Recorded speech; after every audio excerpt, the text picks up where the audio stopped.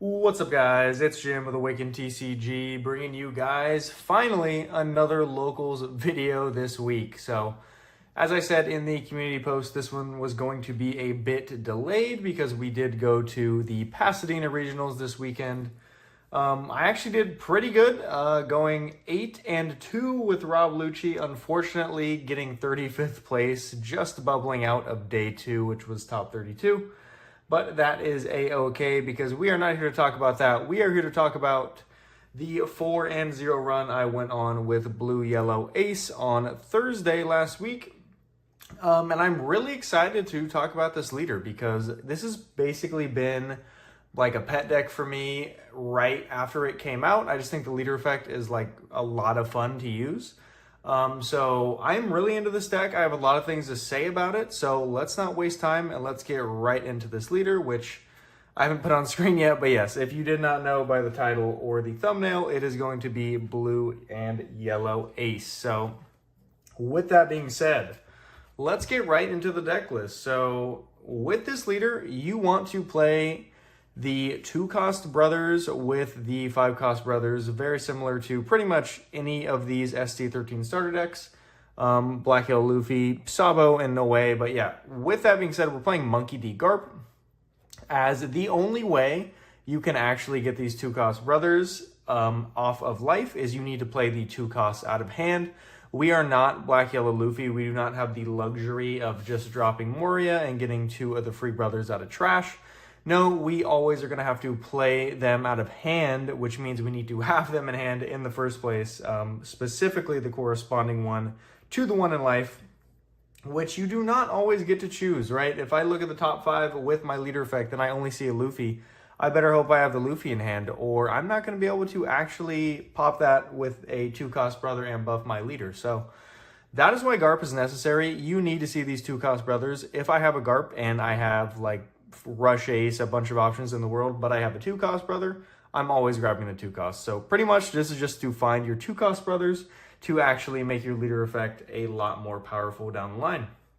And with that being said, we also are running 2 of the 3 brothers bond event, just an extra searcher for the brothers as I was talking about earlier.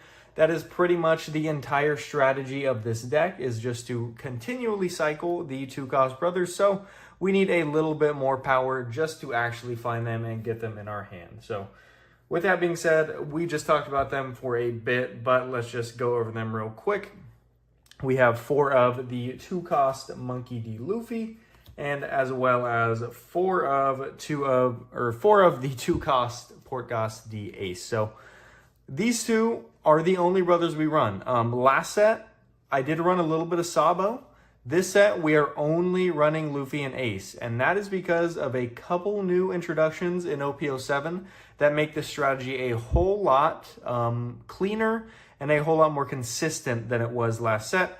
This leader is still not the most consistent leader of all time, but there are a lot of new pieces that actually allow him to be. And that right here, number 1 reason is going to be the new 5-cost Ace added in OP07. So this guy is like a godsend for this deck. This was obviously made with this leader in mind.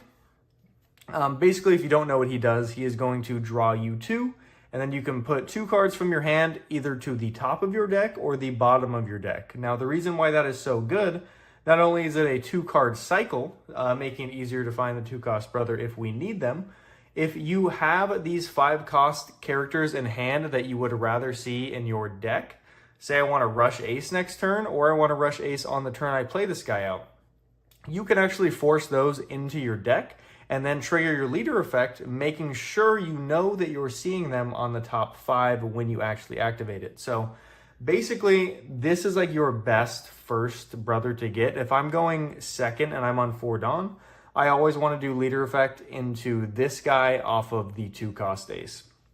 Setting up, say if I have a 5-cost Luffy in hand with a 2-cost Luffy, I can make sure that I put the Luffy in my hand to the top of the deck, making sure it is the second card, because you do not want to draw it next turn. You want to make sure it is the second card in the 2 that you put back, so it stays in your deck and you can actually guarantee that you're getting this Luffy off on the next turn. So this card is insane. Paired with the fact that it's a blocker, this deck really didn't run any blockers last set, so The fact that if we're ever going too low, you can actually throw down a blocker while buffing leader, it's really making this deck a lot more consistent and a lot safer in the later stages of the game. Next up, let's get into definitely the best or second best card we can see getting out of life early, and that is the 5-cost Monkey.D.Luffy from the starter deck. So the reason this card is so good, despite the fact obviously you can use it off of the 2-cost if you see it in life early, is when this card sticks on board, it can turn your leader effect into a guaranteed value every turn. You know, because sometimes you'll get an ace in life. That is the only thing you see in your top 5. And I don't have a 2-cost brother in hand, or I don't have another card in my deck to actually make use of the card from life. If you already have this Monkey.D.Luffy on board, he can always convert that into a draw 1 and then plus 2k to himself. So that is the reason this card is so good, and you're actually going to see that a bit today, because cycling that every turn off of this, even though leader is not getting buffed, it is still very, very strong. Next Luffy here, our only other Luffy, we are actually running 8 of each brother, is going to be the new OP07 5-cost Luffy. This card is very, very nice, giving this deck some much needed removal. Very good card against RP Law, as it does hit that 4-cost stat line perfectly. Also drawing you into a card if you are at 2 or less life, which this deck kind of wanted to get to anyway with the Rush Ace. This card, I'd say, out of all the 5-drops, at least the 5-drop brothers that we're trying to see in life, probably the weakest, but still very, very good. I'm not saying this card's bad. I'm just saying if I'm looking at a top 5 and I have both of these guys in hand, this is the last brother I want to see. I'd much rather see the rest of them, including this last one right here, which is going to be 5-cost Rush Ace from the starter deck. Arguably the best card to see off of the top 5, and 100% the best card to see off of your leader effect in the later stages of the game, as getting this off of the 2-cost Ace and buffing your leader in the same instance is the by far best way to go for game. We do that, I think, a couple times today that you will see, but getting this card out basically gets you guaranteed lethals. You can also set it up with this Ace, guaranteeing lethal next turn, or even just playing it out of hand if you needed one extra swing. Say you're playing against an Enel with very low cards in hand, and you only have leader and a character on board, so you can't go for game. This allows you to have an extra rusher to actually accomplish that. So, very good card. Arguably the best card in the deck. Very, very strong. And last up here for our 5-cost, we have the 2K Satori. So I've seen a few people kind of just go with the brothers. They don't really run any more 5-costs. That is way too inconsistent. You'll be whiffing off leader effect way too much. And obviously, 16 targets is a lot. But once we go to 20 up with the Satori, it's basically making it so you're almost never whiffing with leader effect. You'll have to get pretty unlucky to actually not see one. But basically, the whole reason for this card is increasing the consistency. The trigger is nice sometimes if you need it to maybe attack back into a board or maybe go for game on the next turn. But for the most part, I'm never using this trigger because you're kind of already running low on cards in hand with this leader. So I really don't like negging one from hand just to get a 5k on board. But really good 2k, and also making this deck more consistent is very nice. Getting to the next 2K we have here, it is Charlotte Flampe from EB. This card is just a match made in heaven with this deck. Also another great card and a great addition after OP06 that made this leader a lot better. Basically, the reason we're running this is if we do not have either the corresponding brother to the brother that we see in life, or maybe we just see like a Satori in life, which we can't do much with, Flampe converts that into a draw whatever you put in life and then draw an extra card. So this is effectively a 1 Dawn Sanji's Pilaf, 1 Dawn you draw 2, which is always good for the most part. And I love doing it when I'm going first, because first is definitely our weaker curve. But if you actually see Flampe in hand early, on 3 Dawn, I'm always going to do 2 on leader effect, and then Flampe it to hand and draw an extra card. So really, really good card, especially good on the 3 Dawn curve. So next up and last up for our 2Ks, we have Kouzuki Hiyori. This card is pretty much a no-brainer in all of the 3 Brothers decks. Just choosing what you're putting in life is really good.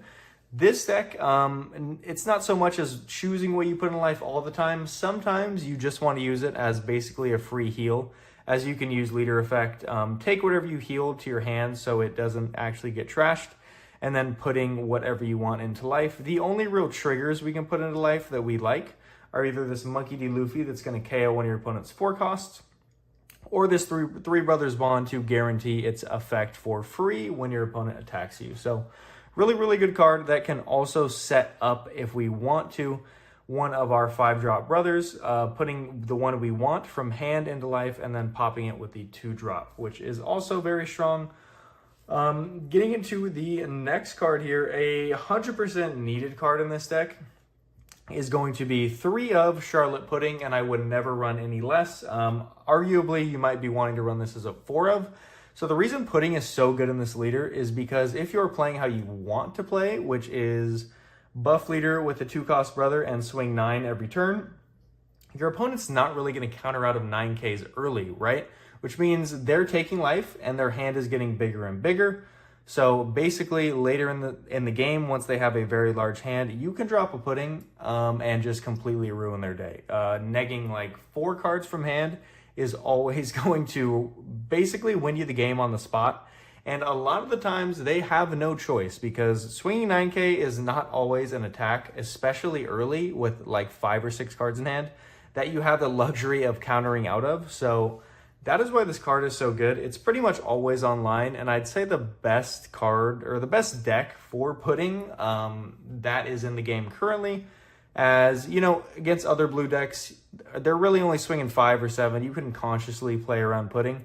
This deck, sometimes they put you in a position, if I'm just swinging 9 constantly, you don't have a choice. You're just getting puddinged, and that's how it is. And next up here, I think one of the most crucial cards in this deck, which a lot of people tend to overlook or not include, and that is going to be 6-cost Boa Hancock. So another inclusion in OP07, which I think is very crucial to this deck's success. Back in OP06, I was running Red Rock in this slot because basically one of the main issues with this deck is if your opponent ever drops a 9, 8, or 10 cost card, you just can't deal with it. And then they are just swinging face. You know, you can buff your leader, but they're still swinging big and you're going to have to counter out. Those cards are the bane of our existence. So I was having to run Red Rocks to actually deal with them. Like if my opponent ever dropped an 8-cost kid, I was kind of just screwed unless I had a Red Rock in hand. This card allows it to actually play into these big cards, right? If your opponent drops a 10-cost Kaido, this is basically a pseudo Red Rock, the same cost with an 8K body. Obviously, it's not actually removing it. It is just basically stunning it on board. But that is pretty much all you need sometimes. If either we're going for game next turn, or maybe you chain another one on the next turn. That card is pretty much gone from the game for the time being, and that is all we need along with this 8K stat line.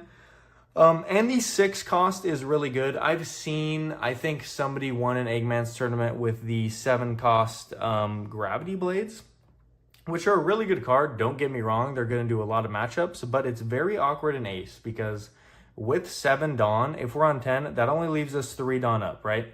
With 3 Dawn, we actually can't do 2 on leader plus a 2-cost brother because that's a 4 Dawn combo. Boa is a 6 Dawn card, which means we have that perfect 4 Dawn if we wanted to do leader effect into one of the brothers, which is always our best 10 Dawn turn, is going to be buff lead, play a brother, and then play a Boa with their last 6. So that is the reason I love this card, and really crucial in a lot of matchups, and it saved my ass in finals for sure. You guys will see that. And getting into our final card here, we have 2 of Blaze Slice. So Blaze Slice, another OP07 card that is very, very strong. You can just call it better Amaru in a lot of circumstances. If you don't know what this card does, it is during main and during counter. Your leader or character gets 1,000 power for the turn. So on counter, you are buffing your leader again. So Ace, if he's a 7K, will go to 8K for the turn, which obviously against decks that go wide is very annoying to deal with. And then if your opponent is at 1 or less life, you can rest a 4 cost. So that is really crucial going for game in a lot of situations. If we're playing against black and they're hiding behind a Rebecca, this allows us to rest that and then proceed to go for game. Also, the plus 1K paying for itself when going for game basically makes it free, which is very nice. But with that being said, guys, that is going to be the deck list. Sorry if it was a bit long. I did say I had a lot to say about this deck. But basically, the main game plan is just to cycle leader effect every turn, either doing a 2-cost brother if you can, or one of these 2Ks or Luffy to actually make use of that free life that you're getting. And that is the list pretty much. The only thing I'd say after that is I had pretty decent luck this week. This leader can be very inconsistent in a lot of scenarios. Obviously, you don't get to choose what you see in your top 5. You kind of just have to play with what you got. And a lot of the times you will see the exact opposite of what you need, and it feels very clunky. But when this deck sees what it needs to see, it feels really good. So with that being said, let's go ahead and get into our games today. And getting into our first game here, we're going to be going against the Wraith himself on the RP Law. We actually won dice roll and we are going second. Nothing to play on 1, and he is actually going to attack into us for 5. We will counter out as he plays the Zoro Jiro. So we're going to do the typical leader effect on 4, looking at the top 5 and putting a 5-drop Monkey.D.Luffy to life. We do have the Luffy in hand, so we're going to pop that, buffing leader to 7 and swinging 9. So really solid start for us. There is an argument you can say we should have used our Luffy effect there to bring it to 8k to make it really hard to bottom deck this turn. But against RP Law, that's just a little bit risky, and looks like he's not going to bottom deck it anyway unless he swings with a Zoro. No, he is not. He's actually going to rip leader effect, dropping the Shachi Penguin, going right back up to 5 and passing to me, as there is no point in swinging at a 7k leader. That is one really good thing about RP Law with this leader, or against RP Law, is that they have to keep a lot of Dawn, or they actually can attack into your leader. So really, really good for us here, as we do get the Satori into life. We will use a Luffy effect and draw ourselves 1, buffing him to 8. Now swinging 8k to lead. This is going to require 2 2ks, but looks like he is going to take. We will drop a Pudding, as I think he had 7 or 8 cards in hand there. With the All Sunday draw too, he definitely had a few. So showing Pudding's power here, as we are at least getting rid of 2 or 3 cards out of his hand, and then swinging 7 again, putting him down to 1 already, with still 4 life and an 8k Luffy on board. So he's going to need a double Gordon or a Gordon Otama if he wants to actually get rid of this Luffy right now, because there's pretty much no way he's swinging into it. Although we are a 5k leader right now, so we're a bit wide open. So let's go ahead and see what he does. Going to swing 5 with the Zoro and ramp himself 1. We will give a quick 1k, not wanting to have to counter out of these bigger attacks that are probably incoming. And then dropping the Manga Kid as he swings 5. We're going to take the 5, no trigger. He'll swing 5 once again. We are going to counter out of that one as he swings 5 once again. Now, there's an argument I could take this one down to 2, which we actually decide to do because 2 as this leader is really, really good. So we are going to take, as he does leader effect, bottom decking nothing, and dropping down a Reiju to draw himself 2. And then with the extra Dawn active from Kid, he's actually going to drop a Shiraya, which I think is the best card for Law in this matchup, as if you're buffing leader, the Shiraya is obviously going to easily match it. So, going to look at the top 5 here. Doesn't look like we have any 2-cost brothers in hand, but we still do have the Luffy sticking on board this whole game. So he is going to utilize his effect once again, buffing himself and drawing us a card, showing why that's pretty much the best card you can get out early. And we will follow this up with most likely a 7k swing and lead. But first, we're going to do the 5-drop Luffy, not wanting him to utilize the Shiraya. So we'll go ahead and go 5k at lead. He will give us a 1k. Follow that up with another 7k at lead. Looks like he is thinking about this one. Obviously, this is going to require a 2k and a 1k, but he's just going to block in 2k. So we'll decide to go right into the Kid, and he's going to give us that. So pretty decent board for him still. We are at 2 life. It's a bit scary. We are not a 7k leader this turn, but we do have a lot of cards in hand at the moment. So not really anything to be scared of. If he went for game, we would probably pull this one out. But RP Law does have a lot of blockers that you do have to worry about. So let's go ahead and see what he decides to do. It does drop the 7-drop Portgas.D.Ace, bringing Luffy down to 5 and the Pudding down to 0. He will go 6 into 5. We're going to give him a 2k out of that as he goes 5 into 5 here. We will give him a 2K out of that as well. Another 5, we'll give him a 2K, and another 5, we'll give him another 2K. So getting a lot of resources out of hand for sure. There's an argument that says we should have just let it die, but honestly, I think I need it on board to win this game. So we are going to do just that and keep him on board here. So going to put 2 on lead. We do have the 2-cost ace in hand, so let's see what we get. And we do get the 5-cost rush ace, which is arguably the best target we could have seen. So we will go ahead and pop that, buffing our leader and getting a rush card. Now, depending on how many cards he has in hand, we pretty much have guaranteed game here. So I'm just going to count out the Dawn. He does have a blocker, so we have to think about that. But with Luffy effect, he can buff himself to 8, and our board is going to be absolutely menacing. We will go 9, test his hand, and he has no counter at all. Getting into our second game here, we're going to be going against a purple Luffy, which is honestly probably a very good matchup for us if we can draw into pudding, as the deck just does draw a lot of cards. With our swings into leader and his leader effect, he will have at least 8 or 9 cards in hand. So we do get the Garp on 1 here, drawing the Luffy I think I saw there. As he's going to swing 5, we will counter out of that with the Luffy we just drew, as he's going to play the Trafalgar Law. Thankfully, we did counter out of that because that would have definitely been able to rip 2 cards out of our hand. So we will go ahead and drop the 5-cost Luffy into life with leader effect right now, as we do have the 2 costs in hand to bring it out and buff our leader. And that's just going to be your standard 4 Dawn and 9K swing to leader with ace here. Looks like he is thinking about blocking this before my Luffy ever has a chance to pop it, which he does. Probably the right play, as against blue, again, you do not want to have too many cards in hand to get puddinged. As you can see, we do have it in hand here as well. So now on 6 Dawn for our opponent. Looks like he does have a king in hand, which cannot pop our Luffy, but it can pop the Garp. So he's going to drop a queen. Sorry about the glare there, but he's going to put 1 Dawn back, draw 2, and discard 1. Looks like he's going to discard the Sheep's Horn and decide to activate leader effect, actually getting 2 active for a 7K swing here, as he would not have been able to swing into leader otherwise. I think that was a little risky, and getting another card in your hand there is definitely playing right into pudding. So I don't know about that play. Probably a little bit of matchup and experience. So we're going to go ahead and do leader effect here, putting the Satori to life.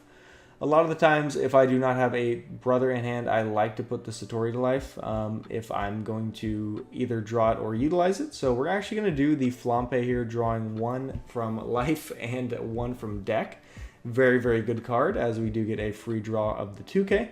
So we will go 8K to leader here. He's going to give us 2 2Ks, and we will follow it up with another 8K leader here, not letting him get any free blocks, as he's going to take it down to 2 life already.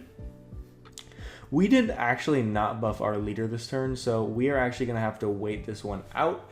Although I don't think he'll swing with this queen, we probably really only need to deal with the leader this turn, as he is actually not on 9 Dawn for Kaido yet. He would have to rip leader effect once again, which is way too risky.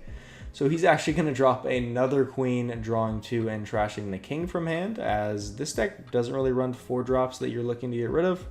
Pretty much all 5 drops, but looks like he actually is going to attack into the Luffy with the queen. We'll give him a double 2K, as he's going to go 5K to lead here. Honestly, I probably should have taken that to go down to 2, in my opinion, because it allows our ace to be online. Even our 5-drop Luffy, obviously there's nothing to pop with it, but if we wanted to use it. So we're going to do leader effect here, getting the 5-drop blocker ace into the 2-drop ace kid, and going to do that effect, drawing ourselves 2.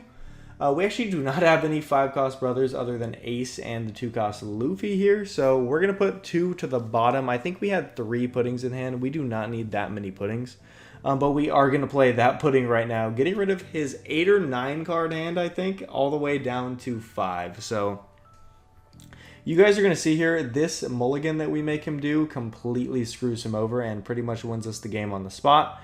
And after that, we're going to go 6K into the queen. And if you can't see there, he actually drew into 5 polys, which obviously means 4 of those cards are non-counters. So we're going to follow that up with a 9K swing to lead. And he's going to choose to block that with queen before going down to 1 here. So let's see what our opponent does. He really does not have that many decent plays. I think you're going to have to play one of your polys here, which it looks like he is going to decide to do.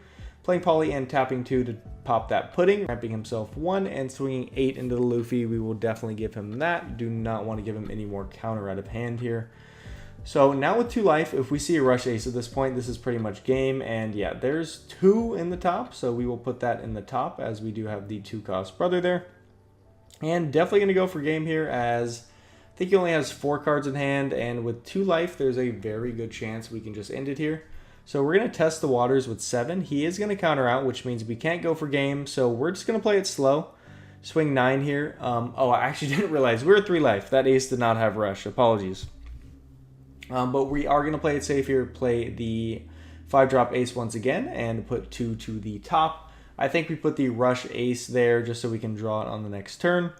We basically know there's no coming back from this board state. He is going to drop another Eustace Captain Kid blocker. And with 5 down remaining, if he wants to swing into board, he can. He looks like he is going to go 9 into our 6K ace. We will choose to give him that as he follows it up with a 7 lead. We're actually going to take getting a 3 Brothers Bond event. We're going to grab the 2-drop Luffy here, as he's going to go ahead and pass back to us. Although with 4 cards in hand, there's not a lot of scenarios where you survive this situation. And we do actually see the Luffy in our next top 5 leader search. So we will go ahead and drop the 2-cost buffing leader here once again. And we could play it safe and go at board, basically ensuring we win this game, or we can go at face. But looks like we are going to go at board right now. He's going to give us that poly there, as we will put 2 on ace, swinging 9. He's going to take that, going down to 0, and we'll swing with the ace. He does have the blocker, but he knows this game is over, so he's going to go ahead and scoop right there. And getting to our 3rd game here, this is another RP Law, so definitely not getting a good run here, but our opponent actually won dice roll and chose first, which I'm not sure is the right play. I think you'd probably rather choose second if you had the option to, so he's actually going to swing 5 on 3 and then play the Zoro. Same exact turn our opponent did on turn 1, but he's actually going to use leader effect on his first turn, playing out the Shachi and Penguin, which I really don't agree with. You want as much Dawn as you can if we're buffing leader, or you're actually never going to be able to attack. So we are actually going to get the ace off leader effect into the 2-drop, which is always our perfect first turn. So we're going to go ahead and guarantee, I think, a Luffy this next turn. Yeah, so that's going to be the Luffy to the top, as we swing 9 into lead, which there's no way he's not taking. Now, you can bottom deck this ace, but you're not putting pressure on us because none of these characters are going to be able to swing if you want to develop anything worthwhile. So let's go ahead and see what our opponent decides to do. This is the reason I think you probably don't want to use leader effect like that first turn. Dealing with only 4 Dawn right now is not great. So he's going to drop the Reiju here. Swing with a Zoro just to get 1 active. That is probably going to be a Gordon or Raise Max.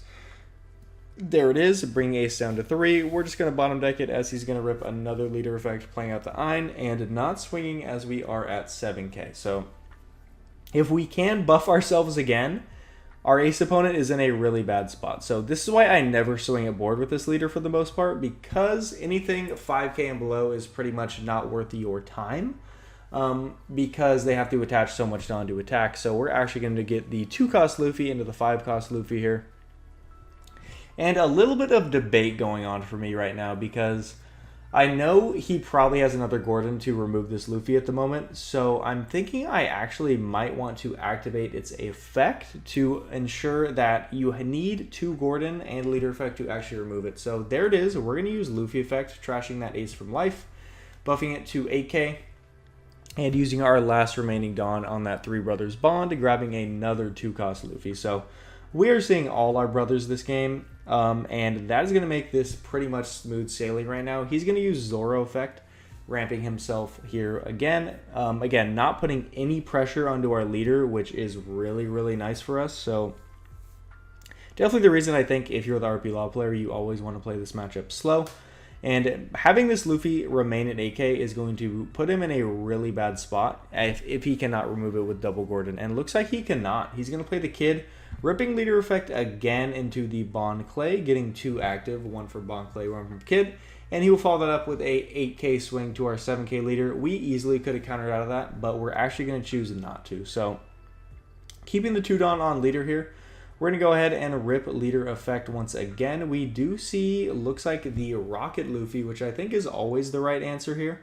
If we have the 2-cost Luffy in hand, which actually we do because you saw we did search it last turn. So we're going to go ahead and play that out from hand, buffing leader once again. We pretty much buff leader every single turn this game. This has almost been the nuts for us. So we're going to go ahead and pop that Bon Clay, drawing ourselves a card and then swinging a 9k lead. Looks like we drew into the 2-drop ace. So we are just pretty much gaming this game right now. So we're going to go ahead and go 10 at lead there. He's going to give us the kid blocker before going down to 0, which is probably the right play. Going down to 0 is a bit too risky right now. But putting him in another situation where you really can't swing at lead unless you're attaching all your Dawn, which means you're not developing. So he's going to just choose to play it slow, playing out that queen, drawing himself 2 cards. He's going to trash an Ein here. And assuming going to drop that raise max he just drew into leader effect, if I had to guess. So he's going to go 7k. I think that's at Luffy. We're going to give him a 2k counter. And looks like he has no Dawn left to actually get rid of it. Interesting. Maybe just not wanting to use leader effect as he's finally realizing that you need a lot of Dawn to actually swing into a buffed leader here. So we're going to go ahead and put 2 on lead once again. Let's see what we get in the top 5. That is another 5-drop Monkey.D.Luffy. Do we have the Luffy in hand? Yes, we do. Once again, we have saw the nuts this game. We're going to buff leader for the, I think, the 4th or 5th turn in a row. Bring our leader up to 9k. And then dropping that pudding, ripping, I think he had 7 or so cards in hand, down to 5 here. And then just going to go straight on face right now. So as our opponent shuffles, looking at his board, he only has 1 queen blocker, 1 life with 5 cards in hand, and we have multiple large swings incoming. So that is going to be an 8k. You're going to have to give me 2k out of the 5 random cards that you just drew. Let's see if you have it or if we're just taking. He does actually have 2k, which is honestly pretty lucky. We'll go another 9. So either you give us the blocker or you take, because there's no way you're giving us the rest of your hand. So he does give us the blocker here and a refresh once again. Now having a decent Dawn total, so you can actually swing at lead at least a little bit easier. So in a little bit of a better spot, but not great. So he's going to drop the Captain Kid using the raise max effect on the Luffy. Bottom decking it and playing another Bon Clay. Getting 2 active from Kid and Bon Clay once again, and then going to swing 6 at the Luffy. We are pretty much not going to protect this. I don't really think our hand is in the spot to actually do that. So he'll attach the rest of his Dawn to Shachi Penguin and swing 8, because that's pretty much all you can do in that situation. And we'll give him an easy 2k. So at this point, with 1 blocker, if we do get a rush ace, this is pretty much wraps. So we're going to look at the top 5 here, and that is actually a whiff. Our first whiff of the video. Whiffing off ace leader effect always feels really bad, but it is something that happens, and it's something you got to play with and deal with. So we are going to do our best here. We're going to swing 6 at the Shachi and Penguin. As we know, there is no way we can go for game this turn. He's going to think this one over. Obviously, this is either a block and a 1k or it is a 2k, so we'll follow it up with a 7k lead, which he's actually going to choose to take down to 0, as we use our remaining 6 Dawn for Boa Hancock, stunning the Bon Clay. So allowing us to stun that Bon Clay here is very big, because we do not have to deal with that extra 8k swing now. So with the amount of cards in hand we have, no blockers on board and 2 life, we're definitely in a dangerous spot, especially if he has a Kin and Killer. But thankfully, he's going to play it safe, swing into the pudding here, and go ahead and drop another blocker right now. Getting rid of that Miss All Sunday off of the Queen effect and getting 1 back active right now. If he has another blocker, we're in a pretty scary spot. So he's going to go 5k twice right now. We're going to counter out of the first one, and we're going to go ahead and choose to take the second one, as he's going to go ahead and drop All Sunday for his remaining 5 Dawn. Probably just wanting to cycle a brick out of hand, as he knows with 0 life and 2 blockers, you're going to need all the help you can get, as he's going to do another Reiju off of leader effect, drawing 2 more. So decent amount of cards in hand right now. We pretty much need rush ace to win right now, and there it is. We do see it off of the top 5. There is going to be the 2-drop ace out of hand to bring it out and buffing leader. Wrong ace there. That was pretty funny. But at this point, I don't think we have math win. With 2 blockers on board, I think our best swings right now, if we attach our Dawn accordingly, is around 10k. And I think our opponent has either 5 or 6 cards in hand, which obviously with that many cards in hand is very counterable. So we're just thinking this out. And I'm looking at my hand, seeing I have another rush ace, and realizing that playing that out of hand will actually require him to give us more counter if we decide to play that and swing 4 times instead of 3 big swings instead. I think it requires a 2k more counter or 1k more counter, I'm not sure. But I did the math there. We're going to go 7k. He's going to give us a 2 and a 1. We will go 8. He will block. As we play the ace once again, we'll go another 8. And he realizes he does not have the counter there, and that is going to be the game. So real close one there. And getting into our last final game here, who would have expected it? It is Hody Jones himself we are seeing in the finals. I was surprised when I saw it too. It's one of our local guys that plays a lot of Hody. He had a really good run this week as well. So definitely a bit of a random and scuffed finals, but do not underestimate Hody. He is actually very scary, especially if you do not know how to play against him. So, little thing to preface here. As you can see, the board state has already begun to develop because I forgot to record at the start of the game. So, as you can see, our opponent is on his 3rd turn already. We just played our 2nd turn out. So, I'm basically going to tell you what happened. Opponent going first, he does not do anything on 1 Dawn. He passes to us on 2. We actually have no plays that turn. We pass back to him on 3 Dawn. That card there that is really ruined by the glare is going to be a Daruma. I'll show it on screen right now. It is the 3/4 that can actually restand himself and attack multiple times. So very scary card there. And then he actually swung 5 to lead. We countered out with that Luffy in our trash, as you can see. And then he actually passed back to us on 4 Dawn. We did leader effect. I think we put a Satori into life. I could be wrong. I don't remember what 5-drop it was, but we actually played a Flampe and then drew into that Garp we have on board, utilizing our last Dawn and swinging 7. So that is the current board state. But with that being said, let's go ahead and get into the rest of the game here. So, opponent on 5 Dawn now. He's going to go ahead and swing a 5 at lead. We'll just give him a 1k with that ace as he drops the 5-drop into the 4-drop Arlong, pitching a card from hand and locking leader. Definitely a really good thing into ace, which wants to attach that Dawn to leader because now that's going nowhere. So, we're going to choose to not really care about that. Play that Boa Hancock and then lock the Daruma so he cannot do any double swing shenanigans. But still in a bit of a scary spot. Opponent has 3 swings right now that we still have to deal with, and we are only at 4 life and not a lot of cards in hand. So he's going to go 5. We'll counter out of the 5 as he does double 7. We actually have to take both as I don't think we had any 2Ks. And he'll follow it up with an Aladdin blocker right now. So I didn't really remember what Aladdin did, so I think I was asking what it did there.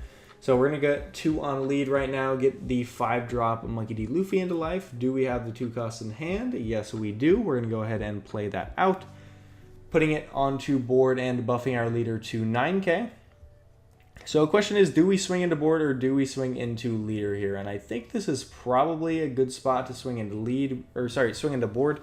We do have the Boa Hancock at the moment, so...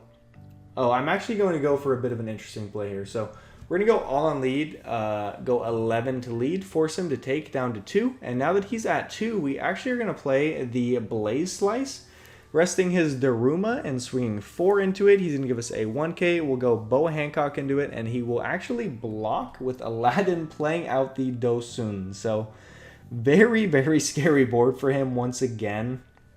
That Daruma can restand itself and buff himself into leader, which with our hand right now is very scary. So he's going to activate leader effect, not wanting to take a ton of life this turn. Going to use Dosun effect on attack, which actually buffs him by 2k and makes him unable to be KO'd in battle. So he'll swing into our board and then drop the 9-cost Zoro. So that is basically lights out good night if we do not have the Boa Hancock right now, I'm not going to lie.